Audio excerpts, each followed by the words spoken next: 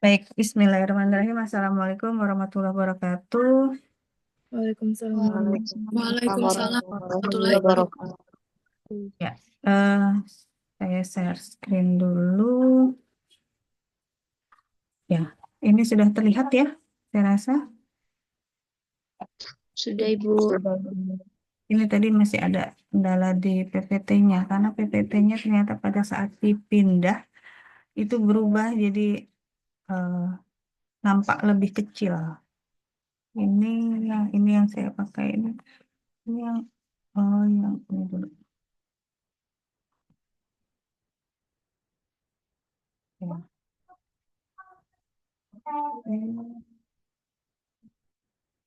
So, ya. Baik, pagi ini kita akan membahas terkait dengan kegawat daruratan pada kehamilan lanjut. Untuk pertemuan ini eh, ada beberapa kasus ya yang akan kita pelajari. Yang pertama, kita akan bahas terkait dengan hipertensi.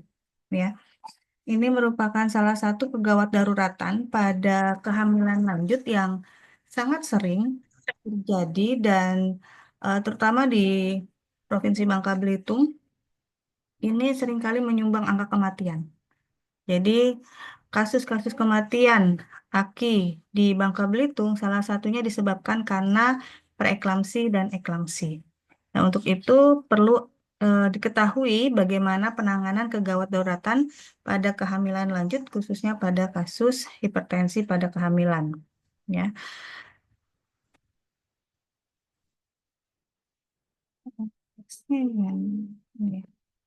Ya.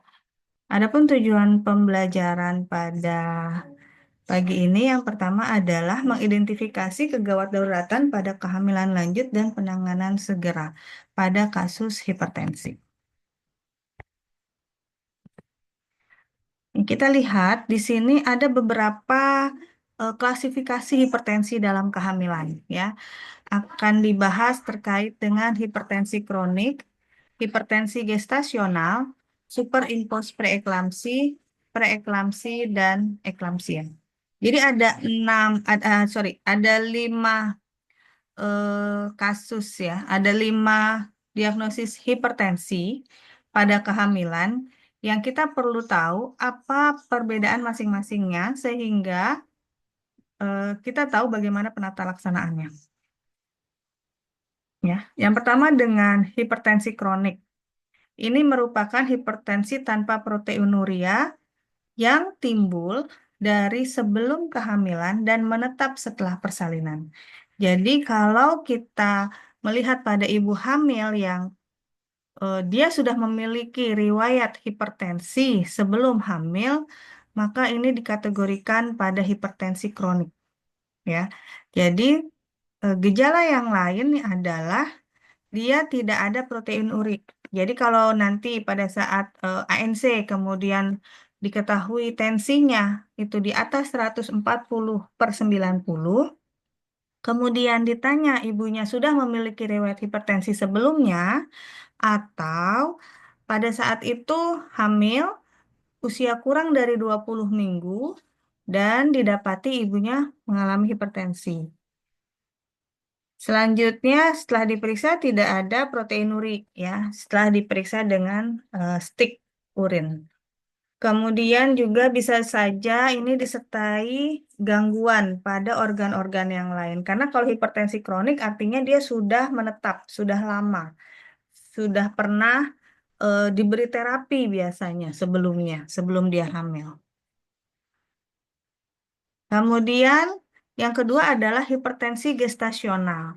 Hipertensi gestasional ini timbul setelah kehamilan 20 minggu. Jadi kalau tadi itu sebelum 20 minggu, kalau ini sesudah 20 minggu.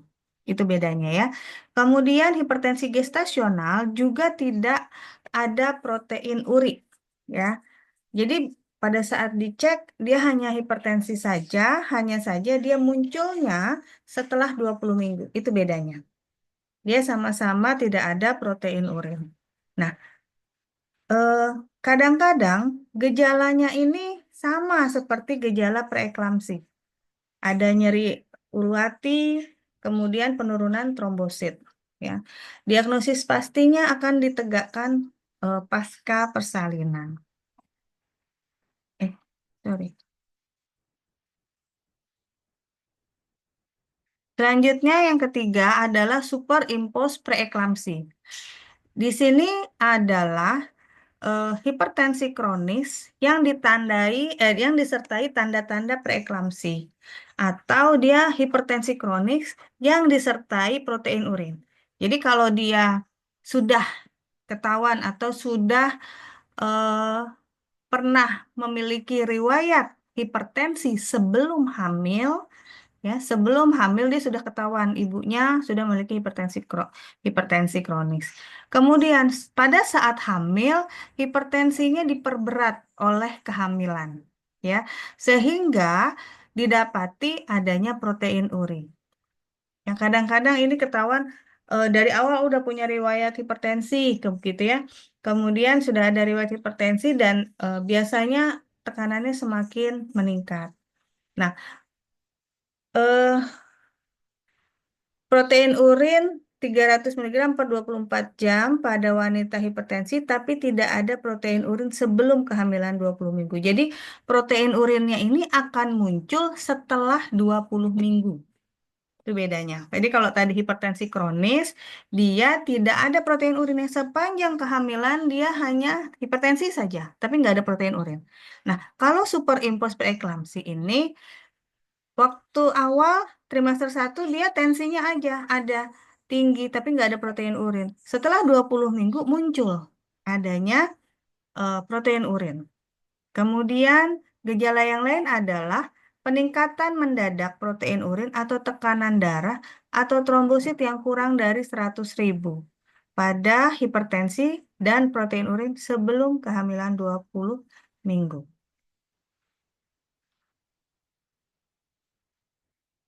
Kemudian yang keempat adalah preeklamsi. Preeklamsi merupakan kondisi yang pada kehamilan di mana hipertensi terjadi setelah minggu ke-20. Ya. Ini saya highlight sedikit setelah minggu ke-20.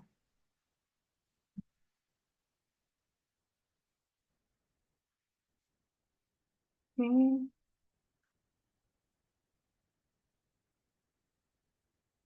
Nah, hmm.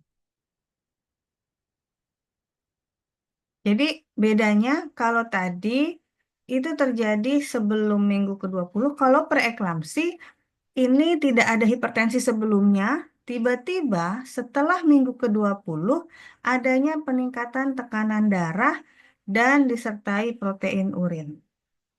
Ya. Jadi preeklamsi ini merupakan kondisi yang melibatkan banyak sistem yang ditandai dengan hemokonsentrasi, hipertensi, dan protein urin. Dan yang terakhir adalah eklamsia. Eklamsia itu merupakan preeklamsi yang disertai dengan kejang atau koma. Baik, sebelum lanjut ke eklamsi, dulu diagnosis preeklamsi ini dibagi menjadi dua, preeklamsi ringan dan preeklamsi berat, tergantung dari peningkatan sistol dan kadar protein urin, ya. Jadi kalau protein urinnya +1 itu masih dikatakan ringan, +2, +3, 4 itu sudah berat. Akan tetapi eh, nomenklatur yang sekarang preeklamsi ini hanya ada satu. Jadi tidak ada lagi pembagian klasifikasi preeklamsi berat dan ringan. Kenapa? Karena kondisi preeklamsi ini bisa terjadi secara tiba-tiba. Maksudnya begini, jangan sampai nanti karena dianggap preeklamsi ringan, misalnya hamil di trimester ketiga, kemudian tensinya naik 14/9, ada protein urin +1 ya. Ya, sebentar.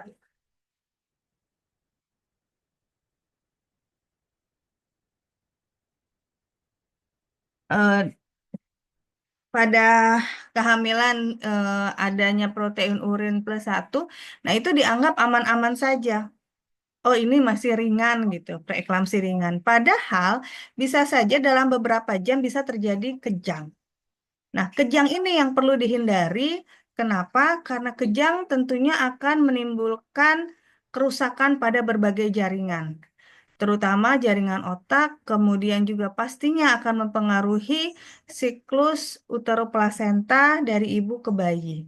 Sehingga kalau pada saat kejang itu resikonya jauh lebih besar, langsung menyangkut keselamatan ibu dan bayi. Ya, jadi kalau kalau preeklamsi tadi yang tidak terkontrol bisa jatuh kepada kondisi eklamsi, di mana kondisi bayi ibunya kejang atau bahkan koma. Nah, ini merupakan kondisi yang sangat-sangat dihindari. Sehingga kita perlu mengetahui tadi perbedaan dari tiap-tiap klasifikasi sehingga bisa melakukan penatalaksanaan secara cepat dan tepat. Nah, kalau digabungkan, kita lihat yang pertama ini. Kita dapatkan ibu hamil hipertensi. Setelah ibu hamil hipertensi, ini kita lihat hipertensi awalnya dimulai sejak kapan? Apakah dia kurang dari 20 minggu atau dia di atas 20 minggu? Jadi kalau misalnya ANC pertama kondisi di bawah 3 bulan ya, ibu kontak yang pertama didapati adanya hipertensi. Nah, kita cek apakah ada protein urin atau tidak. Bagaimana riwayat kesehatan sebelumnya? Sebelum hamil, apakah ada hipertensi atau tidak? Kalau dia sudah mengalami hipertensi pada saat sebelum hamil dan tidak ada protein urin, maka dia kita kategorikan hipertensi kronis. Kalau di bawah usia 20 minggu dia hipertensi, ya, pada saat kurang dari 20 minggu ini dia masih negatif, tapi kemudian selanjutnya akan muncul protein urin, maka dimasukkan ke dalam superimpos preeklamsi. Artinya hipertensi kronis yang diperberat dengan kehamilan sehingga menjadi superimpos preeklamsi. Selanjutnya, kalau di ANC pertama kurang dari 20 minggu itu tidak terdapat hipertensi. Kemudian ANC selanjutnya setelah 20 minggu eh, terdapat hipertensi, kembali kita lihat apakah ada protein urin atau tidak. Kalau dia tidak ada protein urin, maka dianggap itu termasuk ke dalam kategori hipertensi gestasional. Hipertensi yang terjadi pada masa kehamilan. Jika hipertensi di atas 20 minggu ditambah dengan protein urin, hati-hati apakah dia ada kejang atau tidak. Kalau dia tidak kejang, berarti termasuk dalam kategori preeklamsi. Sementara kalau kejang, masuk ke dalam kategori eklamsi. Nah, sekarang yang menjadi pertanyaan, kenapa cut-off point-nya ini usia 20 minggu? Itu yang menjadi pertanyaan. Kenapa harus 20 minggu? Kenapa kita membaginya di 20 minggu? Ada apa di 20 minggu itu? Ya, siapa yang mau share? Ini sebelum waktunya habis, ada 10 menit. Wedis? Menurut Wedis, kira-kira kenapa dia 20 minggu? Ada apa di 20 minggu? Apa yang terjadi pada fase 20 minggu itu? Kalau kita lihat dari tahapan-tahapan kehamilan.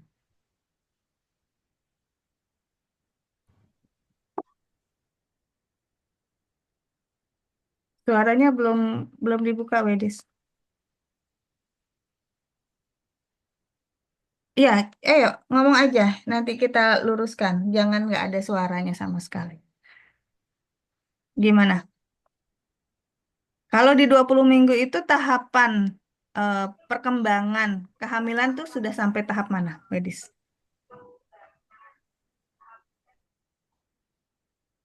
20 minggu sudah di trimester kedua.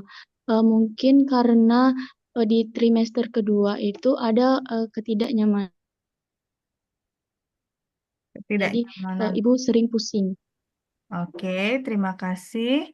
Ya, kalau dari organogenesis atau pembentukannya di 20 minggu itu sudah terbentuk apa? Aisyah? Ibu, Ya, kalau di 20 minggu itu sudah terbentuk apa?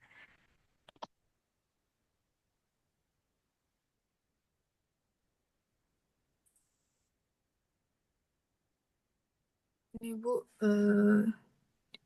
mungkin organ-organ di dalam tubuh janinnya sudah lengkap, Ibu. Sudah Organ. terbentuk. Organ-organ sudah lengkap. Oke, betul, sudah lengkap. Kira-kira yang lain selain organ dari bayi,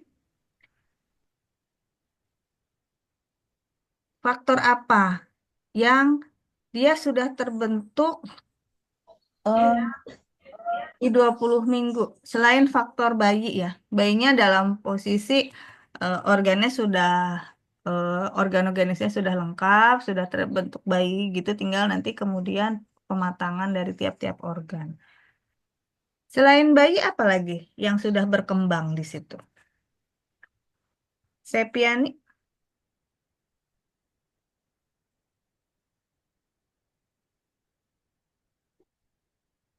gimana Sepi? Mungkin dari sistem kardio ibunya Kardio ibunya, men- oke. Ya, kenapa kardio ibunya meningkat. meningkat? Ya, karena Hmm. dia butuh suplai ya ke bayinya. Ya, masih kurang tepat. Ada yang lain yang sudah berkembang, yang kemudian kita bisa pastikan, oke, ini eh selain bayi yang berkembang di dalam rahim itu apa? Plasenta, Ibu. Siapa? Siapa yang jawab ini plasenta? Wedis ya? Wedis, Ibu. Oh, Wedis. Plasenta. Di 20 minggu, plasenta sudah terbentuk sempurna belum?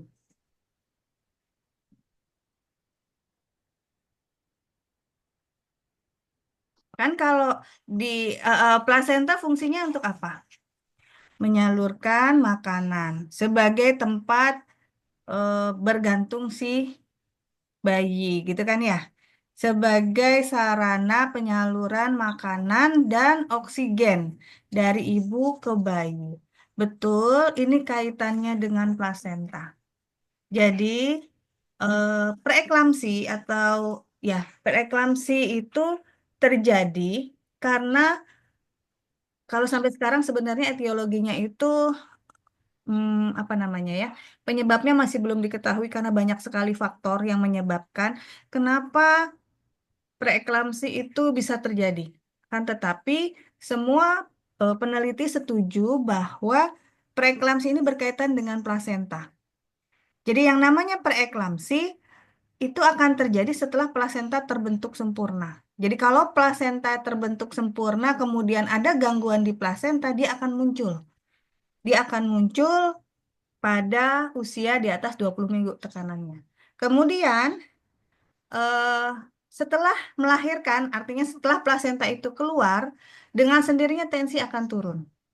Sehingga itu bedanya preeklamsi dengan hipertensi kronik. Kalau hipertensi kronik, ada nggak ada hamil, dia tekanan tetap tinggi. Tapi karena ini dipengaruhi oleh plasenta, sehingga kalau dia plasentanya sudah tidak ada, otomatis tensinya akan kembali turun. Itu bedanya. Itu spesifiknya dari preeklamsi. Kenapa? Karena dia hanya terjadi pada saat ada plasenta.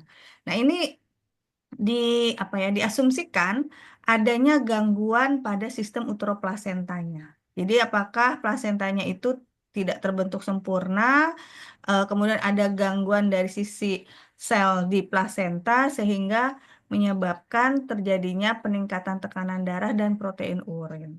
Begitu. Jadi betul karena faktor plasenta.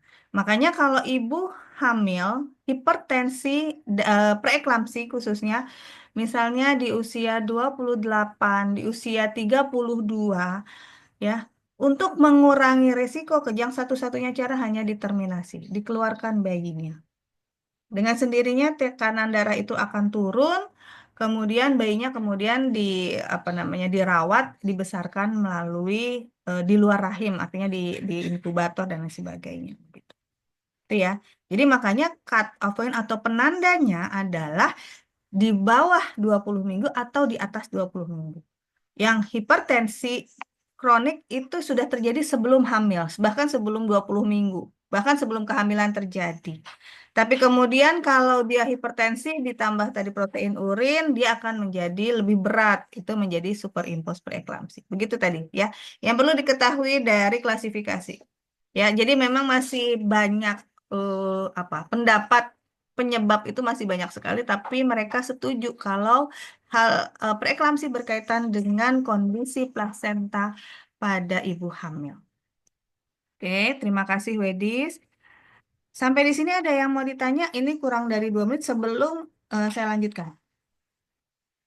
Kalau tidak ada, saya share sebentar sampai di klasifikasi tadi ya. Nah ini adalah terapi. Sorry. Ini tadi klasifikasi. Satu lagi saya sampaikan terkait dengan terapi. Terapi pada preeklamsi adalah dengan pemberian MgSO4. Jadi MgSO4 ini merupakan terapi yang digunakan dan direkomendasikan. Ya. Sebelum kita pemberian terapi MgSO4, ada syarat-syarat pemberian dulu. Yang pertama, harus tersedia antidotum. Antidotum ini apa namanya ya? Penawar ya, penangkal ya. Namanya kalsium glukonas sebanyak 10% atau dia 1 gram dalam 10 cc. Yang diberikan IV 3 menit. Artinya kita kalau memberikan MgSO4 sudah punya dulu nih antidotum. Sudah siap dulu nih. Ibarat kata penawarnya sudah ada. Ya. Kemudian harus kita cek dulu refleks patelanya. Kanan dan kiri. Diperhatikan frekuensi nafasnya lebih dari 12 kali. Kemudian dipantau produksi urinnya 100 cc dalam 4 jam. Ya. Nah, kalau syarat ini terpenuhi, kita udah punya nih antidotum udah siap. Patella positif ya. Frekuensi nafas lebih dari 12. Urinnya lebih dari 100. Oke, kalau ini sudah ada, baru kita lakukan yang pertama, memberikan MgSO4. Berapa dosis MgSO4 yang diberikan adalah sini 4 gram IV. Ya, 4 gram IV. 4 gram dalam 10 mili. 40%. Yang dilarutkan dengan 100 ml NaCl atau Aquabides gitu ya. 0,9 diberikan selama 30 menit. Setelah dilanjutkan dengan MgSO4 diberikan dalam RL, artinya ini dipasang infus. Dilakukan selama atau diberikan selama 6 jam. Nah, ini